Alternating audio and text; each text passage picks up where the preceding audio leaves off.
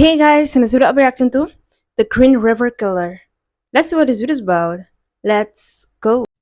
Serial killers. Every true crime buff knows all about them, and they often debate who the worst of the worst actually is. Ted Bundy's trial was probably the most highly publicized in history, and Jeffrey Dahmer's twisted appetites were tabloid fodder for years. Neither of them, however, reached the shocking number of murders that one serial killer reached in the Pacific Northwest. He stalked Washington for decades. Hold on, wait a minute. At first, I thought that Bundy was the worst. Then I was like, Jeffrey Dahmer also be tripping. But now, apparently, there is one that is worser. What in the world, child? Leaving a trail of bodies in his wake. The media called him the Green River Killer, and he almost got away with everything. It was the early 1980s They in Lee always County, do. Washington, to come to the winding Green River. The long river snakes from the rural areas of northwest Washington to the bustling city of Seattle and forms the approach to the former logging area of Stampede Pass. But for a group of children playing along the river on July 15, 1982, it would be the end of innocence. They discovered the body of Wendy Caulfield, a 16-year-old from nearby Puyallup, floating in the river. An investigation quickly began, but were found to her killer. Wendy was likely the first to die, but she would be far from the last. It was just over a month later when four more bodies of young women would be found in the Green River. It was clear the Pacific Northwest had a serial killer on its hands. A massive task force was formed, the biggest since the hunt for Ted Bundy in the previous decade. Many more bodies would follow, all of them young women, many of them runaways and sex workers. But it would be a long time before the police had answers, despite them intersecting with the killer many times in the decades that followed. Who was this serial killer striking fear in the whole region? His name was Gary Ridgway, and he was one of the most effective and dangerous killers the country had ever seen. Born in Salt Lake City, Utah in 1949, Gary Ridgway seemed like a normal boy, but under the surface there were early signs that he was disturbed.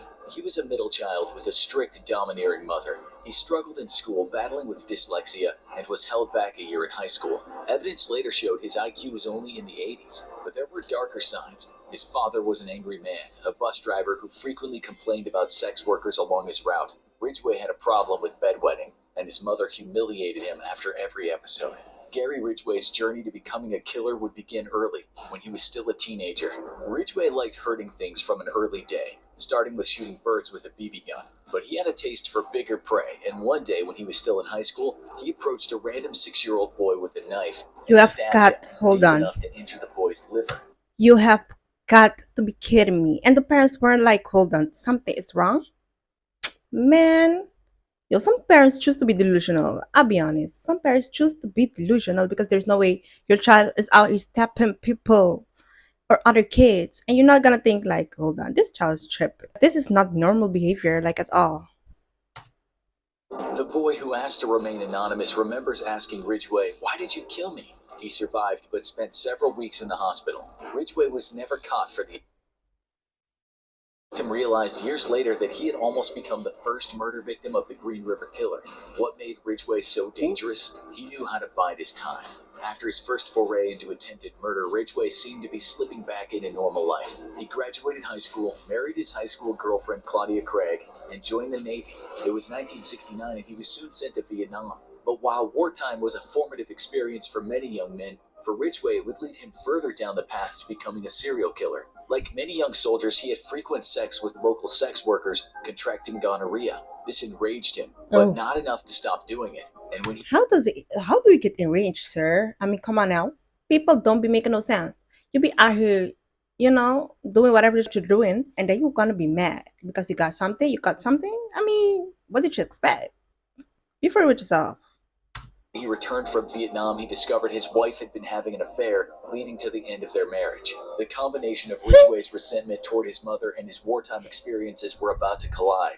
He soon married again, a woman named Marcia Winslow, and had a son. But she noticed disturbing signs of the monster he had become.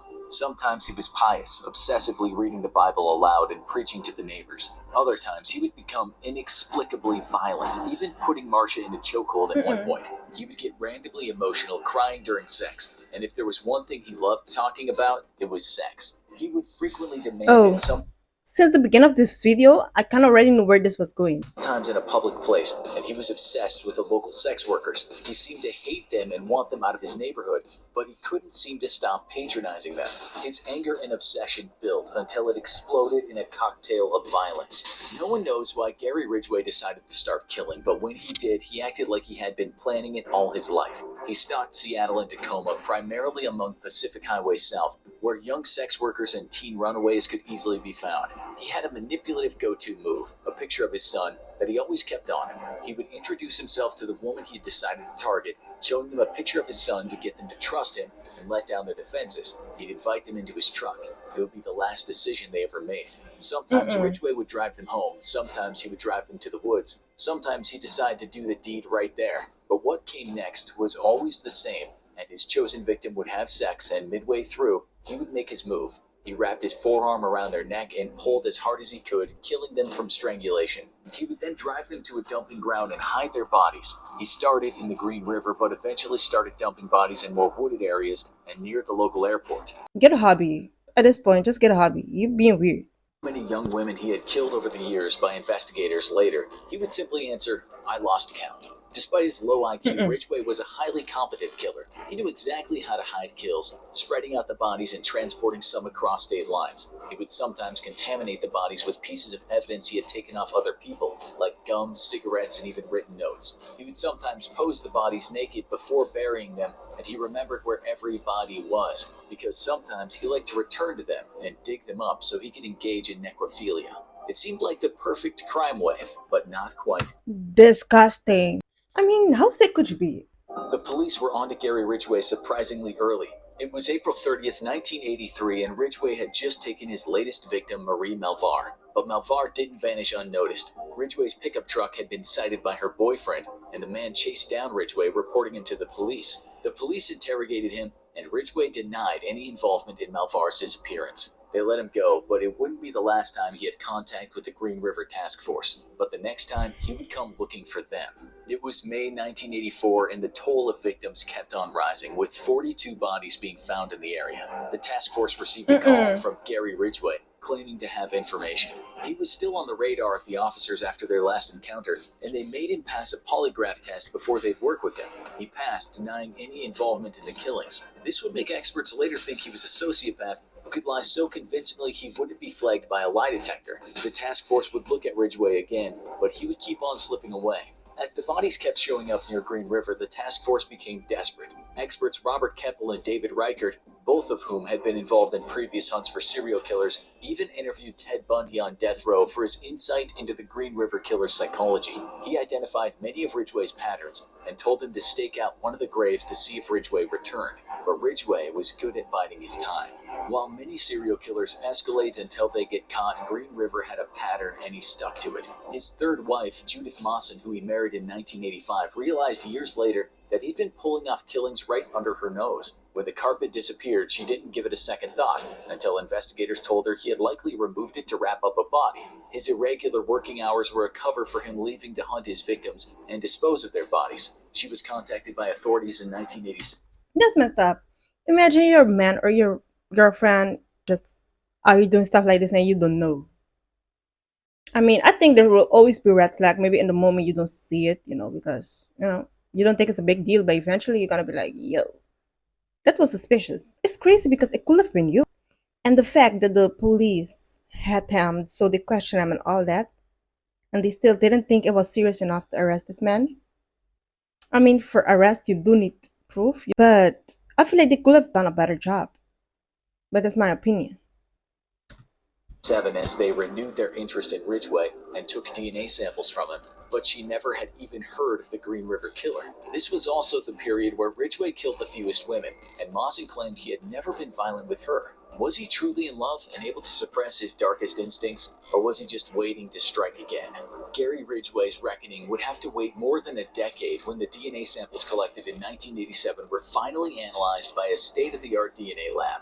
This time they turned up a match and the task force had finally cornered the Green River Killer. Ridgway was keeping a low profile working at a truck factory, and his co-workers must have been very confused when their workplace turned into the biggest police raid the country had seen in a long time. They swept in and arrested Ridgway, charging him with 4 of the murders, only the first they had been able to link him to.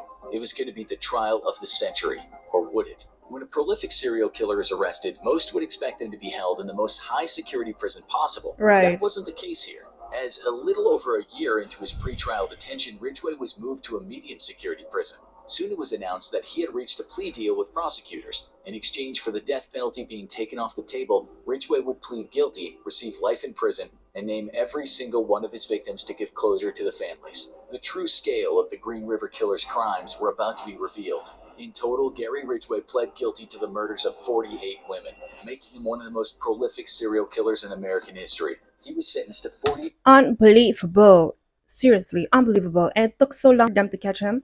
I get it. DNA test, that's amazing. Because a lot of people, be going down. But a decade, you know what? At least it was cut. Let's see the brighter side. At least the man was cut. 8 consecutive life sentences plus 10 years for evidence tampering for every victim. He won't be getting out of prison ever again unless somehow he discovers the fountain of youth in his prison toilet.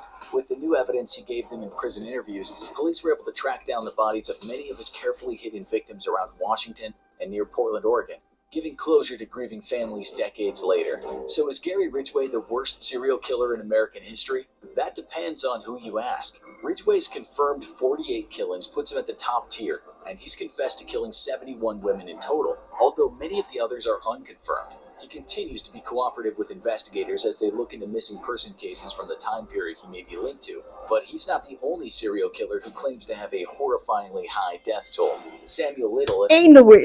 Hold on. This is not funny. But he got some out there. I don't know if this is true or not. But this comment is He's not the wild. only serial killer. Nope, didn't kill that one. She killed though. What? Listen, if I was the investigator, I would be like, something wrong with this man. Because they are there asking you a serious question. You're gonna play around? Like, what's wrong with you?